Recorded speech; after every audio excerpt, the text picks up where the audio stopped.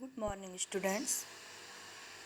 बच्चों, इससे पहले मैं संस्कृत में आपको 3 लकार पढ़ा चुकी हूँ। लट लकार वर्तमान काल, लंग लकार भूतकाल और लिट लकार भविष्यत काल। ये मैं आपको पढ़ा चुकी हूँ और आज मैं पढ़ाने जा रही हूँ, ये है लोट लकार। आज्ञार्थक शब्द हो गया और 5वां है विधिलिंग लकार। ये चाहिए के अर्थ में होता है विधिलिंग लकार। तो बच्चों, संस्कृत में मुख्यतः 10 लकार होते हैं। तो उनमें से जो हम स्टडी करते हैं, जो अध्ययन करते हैं, वो 5 लकार ही मुख्य माने जाते हैं। तो वही 5 लकार मैंने आपको 3 मैंने पहले लिखवा चुकी हूँ मैं, और 2 मैं आपको आज समझाऊंगी। तो जो ये लोट लकार है, आज्ञार्थक शब्द, इससे पता चल रहा है लोट लकार जो है ये संस्कृत का शब्द है और आज्ञार्थक ये हिंदी का है। तो जहाँ पर हम किसी को कुछ आज्ञा देते हैं कि तुम्हें ये चीज़ करनी ही चाहिए, तुम्हें ये चीज़, इस चीज़ को करो, तुम इस काम को करो, तो वहाँ पर क्या आता है? लोट लकार। जब हम बोलते हैं कि तुम्हें ये काम करना है, तो वहाँ पर लोट लकार आता है। अब देखो, प्रथम पुरुष, मध्यम पुरुष, उत्तम पुरुष से आप पहले समझ चुके हैं। प्रथम पुरुष हो गया जिसके बारे में हम बोल रहे हैं, मध्यम पुरुष हो गया जिससे हम बात कर रहे हैं, और उत्तम पुरुष हो गया जो बात कर रहा है। ये आपको पता है। वचन, एक वचन हो गया, द्विवचन और बहुवचन। ये मैं पहले भी समझा चुकी हूँ आपको। अब हमेशा संस्कृत में अनुवाद का यह नियम होता है, जिस वचन की क्रिया होती है, उसी वचन का क्या है? कर्ता भी उसी वचन का होता है। या जिस वचन का कर्ता होता है उसी वचन की क्रिया होती है। करने वाला एक है, एक वचन की है, तो क्रिया भी क्या आएगी?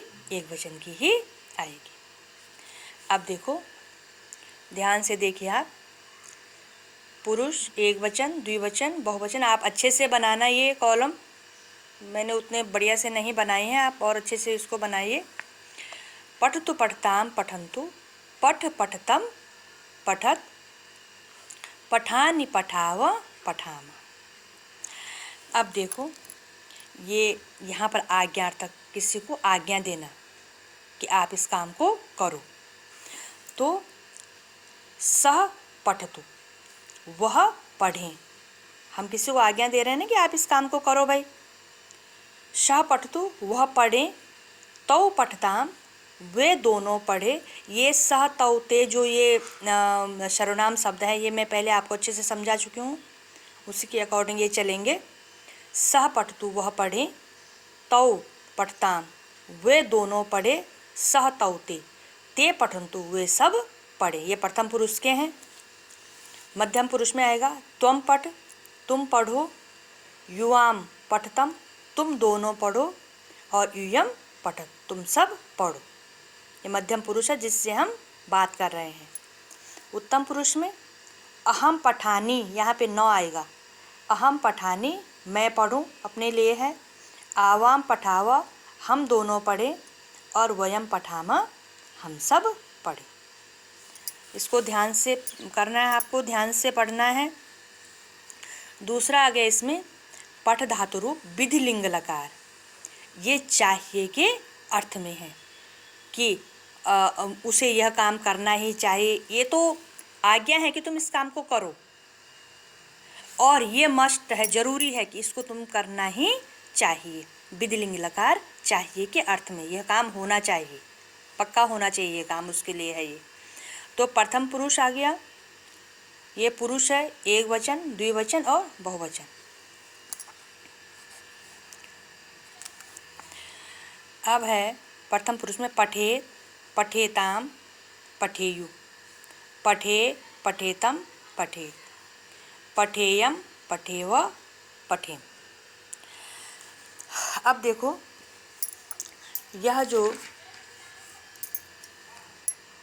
काम है यह आपको अच्छे से समझ के करना है। प्रथम पुरुष में आ गया सह पठेत, उसे पढ़ना चाहिए। तो पठेताम, उन दोनों को पढ़ना चाहिए। ते पठेयु, उन सबको पढ़ना चाहिए। ये पुरुष है, ये आप कई बार समझ चुके हैं इसको, पिछली कक्षाओं में भी आपने पढ़ा है ये। मध्यम पुरुष, त्वम पठे, तुम्हें पढ़ना चाहिए। युवाम पठेतम, तुम दोनों को पढ़ना चाहिए। यूयम पठेत, तुम सबको पढ़ना चाहिए। अब है अहम पठेयम, उत्तम पुरुष में ये है अहम पठेयम, मुझे पढ़ना चाहिए। आवाम पठेवा, हम दोनों को पढ़ना चाहिए। और वयम पठेम, हम सबको पढ़ना चाहिए। तो बच्चों, अब आपने यह पांचों लकार आपने लिख लिए हैं और इनको समझना भी है। इनका जो अनुवाद है ये भी आपको अच्छे से पढ़ना है, इसको अच्छे से करो इसको। और लिखने के साथ साथ आपको ये याद भी करना है। और अब जो नेक्स्ट क्लास चलेगी संस्कृत की, उसमें मैं आपके सब्जेक्ट की तरफ आऊँगी।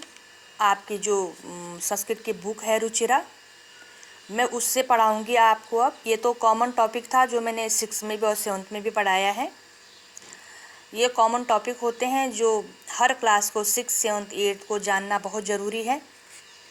और अब मैं सब्जेक्ट की तरफ आऊँगी। तो आप सबके पास बुक तो होगी ही, और जिनके पास नहीं है वो बुक अरेंज कर लें अपनी कहीं से भी, नहीं तो मैं तो आपको भेजूँगी ही।